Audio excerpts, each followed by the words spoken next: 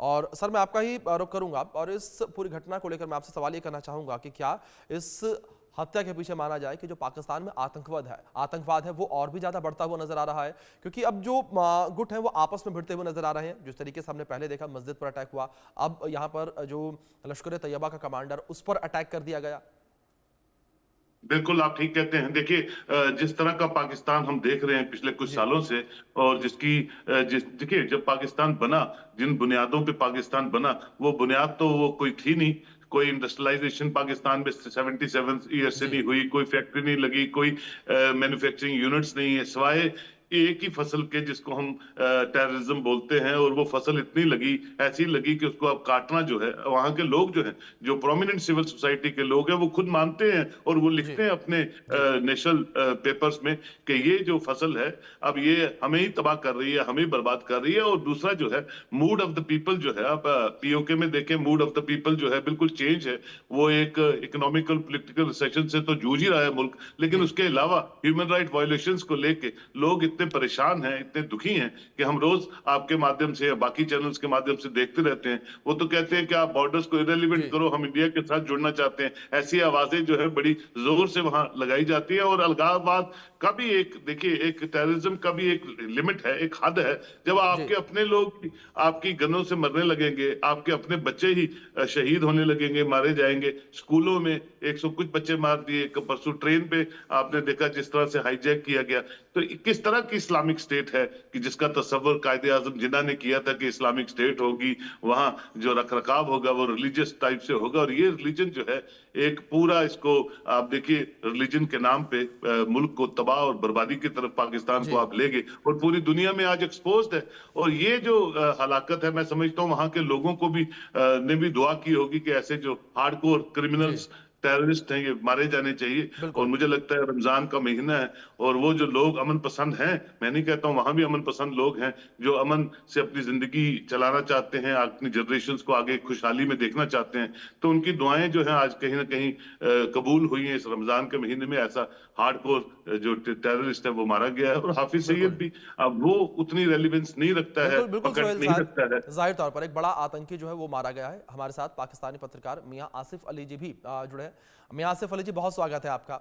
और आसिफ अली जी, सबसे पहला सवाल आपसे मेरा यही रहेगा कि जिस तरीके से पाकिस्तान में अबू कताल की हत्या हुई है, इस हत्या को आप किस तरीके से देखते हैं? क्या आप मानते हैं कि पाकिस्तान में जो आतंकवाद है उसका बोलबाल जो है वो देखने को मिल रहा है, बोलबाला देखने को मिल रहा है? कई आतंकी संगठन आपस में भिड़ते नजर आ रहे हैं। अगर पीछे जो मस्जिदों पर अटैक हुए उसको लेकर बात कर ली जाए, उधर जो है बीएलए के लड़ाकों ने ट्रेन हाईजैक कर ली, और अब इस तरीके का हमला। देखें, सबसे पहली बात तो ये है कि मुझे जिस चीज़ पे हैरत है, जी हम लोग खुद यहाँ से हैं, मैं ज़ाहिर है यहाँ से खुद मीडिया से हूँ। हमें खबर बाद में पहुँचती है, सब पहले जो खबर है वो इंडियन चैनल से ब्रेक हो रही होती है। जी हमें पता नहीं होता तो इंडियन चैनल से ये चीज़ें चल रही होती हैं और बगलें बजाई जा रही होती हैं।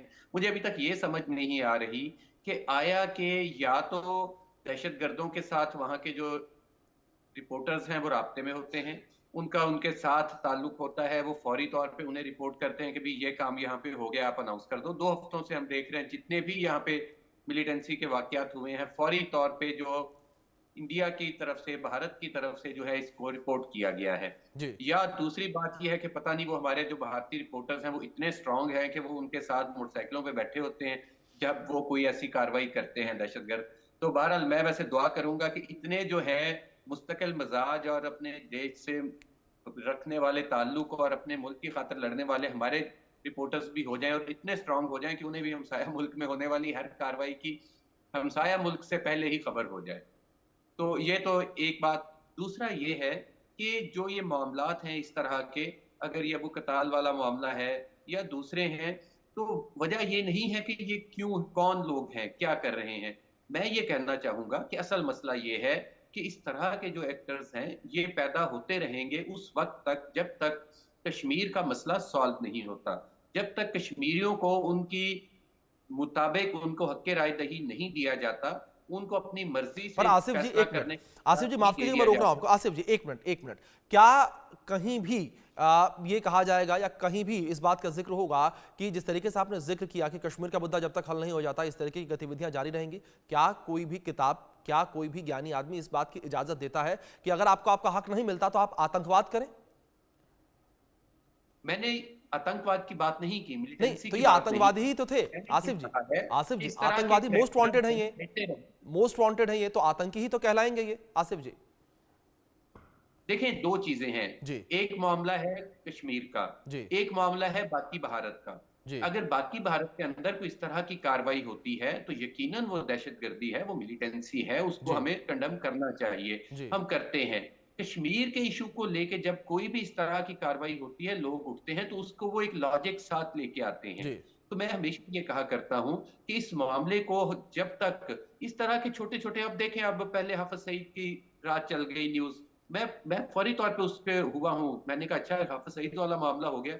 लेकिन जब मैंने बाद में सारी सिचुएशन देखी तो हाफिज सईद तो खैर बहुत बात की बात है और शायद वो कभी ऐसा ना भी हो सके। लेकिन बात वही है कि इस तरह के वाकयात हो क्यों रहे हैं, इस तरह के जो एक्टर्स हैं, जो लोग हैं, वो क्यों जन्म ले रहे हैं। अभी देखें, एक अबू कताल यहाँ पे मारा गया है, कल को वहां पे और बहुत से जन्म ले लेंगे। तो मैं ये कहना चाहता हूं कि हमें इस पे सोचना होगा बैठ के कि आखिर ये मसाइल बन क्यों रहे हैं, इनका हल क्या है, इसको हमने इसको सॉल्व कैसे करना है। और जैसे वहां पे बहुत से अमन पसंद लोग हैं, अभी सुहेल साहब यही बात कर रहे थे, जी पाकिस्तान में भी हमारे बहुत से दोस्त हैं। हमारी अपनी ख्वाहिश है कि हमारे दरमियान प्यार मोहब्बत अमन बढ़े, हमारा जी आना जाना हो, हम लोग एक दूसरे की तरफ आ जा सके। बल्कि आपकी तरफ से तो जो भी यहाँ पे वीजा अप्लाई करता है उसको वीजा मिल जाता है, हमें ही उधर का नहीं मिलता। तो क्योंकि चलिए मामला ठीक है, का जो हतमी ठीक है। कंडीशन है